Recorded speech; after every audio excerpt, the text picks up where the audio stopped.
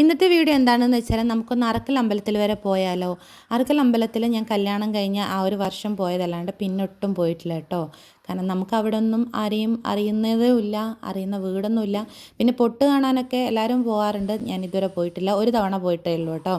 അപ്പോൾ നമ്മൾ കുറച്ച് ബേക്കറി ഐറ്റംസൊക്കെ വാങ്ങിച്ചിട്ട് നമ്മളൊരു സ്ഥലം വരെ പോവുകയാണ്. നമുക്കിന്ന് അവിടെ ഒരു വീട്ടിൽ നമ്മളെ ക്ഷണിച്ചിട്ടുണ്ട് കേട്ടോ. നമ്മളുടെ രനീഷേൻ്റെ വീട്ടിൽ, രനീഷ നമ്മളുടെ കസിനാണ്, അവൾ അമ്പലത്തിൻ്റെ തൊട്ടടുത്താണ് കേട്ടോ വീട് എടുത്തിട്ടുള്ളത്. അപ്പോൾ ഞാനും ലാലോടിനും പിള്ളേരും കൂടെ വൈകുന്നേരം ഒന്ന് പോയിട്ട് ഇങ്ങ് വരാമെന്ന് ചോദിച്ച്. പൊട്ടിന് വേണ്ടിയിട്ടാണ് അവൾ ക്ഷണിച്ചിട്ടുള്ളത്. പക്ഷേ പൊട്ടിന് ഞാൻ നിൽക്കുന്നില്ല, കാരണം കുന്നംകുളങ്ങര അമ്പലത്തിൽ പരിപാടിയാണ്. എനിക്കിവിടെ പോയിട്ട് വേണം അങ്ങോട്ടേക്ക് പോകാൻ വേണ്ടിയിട്ട്. അടുത്ത കൊല്ലം എന്തായാലും പൊട്ട് കാണണം എന്നുള്ള ആഗ്രഹമുണ്ട്. അപ്പോഴത്തേക്ക് വസ്തുവൊക്കെ ഒന്ന് വലുതാവട്ടെ. അങ്ങനത്തെ അമ്പലമെത്തി. അമ്പലത്തിൻ്റെ തൊട്ടടുത്താണ് കേട്ടോ വീട്. ഞാൻ അവളുടെ ഹൗസ് വാമിങ്ങിന് പോയിട്ടുണ്ടായിരുന്നു, പക്ഷേ ഇത്ര അടുത്താണെന്ന് ഞാൻ അവിടെ എത്തിയപ്പോഴാണ് പിന്നെ അറിഞ്ഞത്. എന്തായാലും നല്ല സുഖം ഉണ്ടാവും കേട്ടോ അവിടെ ഇരിക്കാൻ. കാരണം നമുക്ക് അമ്പലത്തിന് തൊട്ടടുത്തൊരു വീടൊക്കെ ഉണ്ടാകുമ്പോൾ ഒരു പ്രത്യേക വൈബല്ലേ. കാരണം നമുക്ക് പെട്ടെന്ന് എന്തെങ്കിലും ആവശ്യമുണ്ടെങ്കിൽ പോവാം, ഇരിക്കാം, അങ്ങനെ നല്ല സൗകര്യമാണല്ലോ. അപ്പോൾ അതേ അമ്പലത്തിൻ്റെ കുളത്തിന് തൊട്ടടുത്താണ് കേട്ടോ അവളുടെ വീട് വരുന്നത്. അപ്പോൾ ഞാനവിടെ എത്തിയപ്പോൾ എൻ്റെ അച്ഛൻ്റെ പെങ്ങളൊക്കെ ഉണ്ട് കേട്ടോ അവിടെ. അപ്പോൾ ഞങ്ങൾ അവിടെ ഇറങ്ങി. അപ്പോൾ അപ്പോഴത്തേക്ക് ഉഷാച്ചി എന്നെ വന്ന് കൂട്ടിക്കൊണ്ടുപോയി. ഇതാണ് കേട്ടോ വീട്, തൊട്ടടുത്താണേ.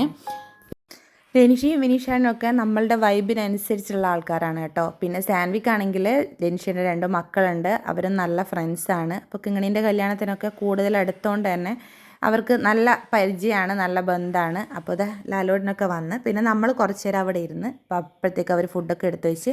ഞാൻ നല്ല ചോറാണ് കേട്ടോ തിന്നത്, കാരണം എൻ്റെ ഉഷാച്ചെല്ലുണ്ടാക്കിയ കറിയൊക്കെ ഗംഭീരം ടേസ്റ്റുള്ള കറികളൊക്കെ ആയിരിക്കും കേട്ടോ. അപ്പോൾ നല്ല ചോറും കൂന്തലും ചിക്കനൊക്കെ കൂട്ടിയിട്ട് ഞാൻ ചോറൊക്കെ തിന്ന്.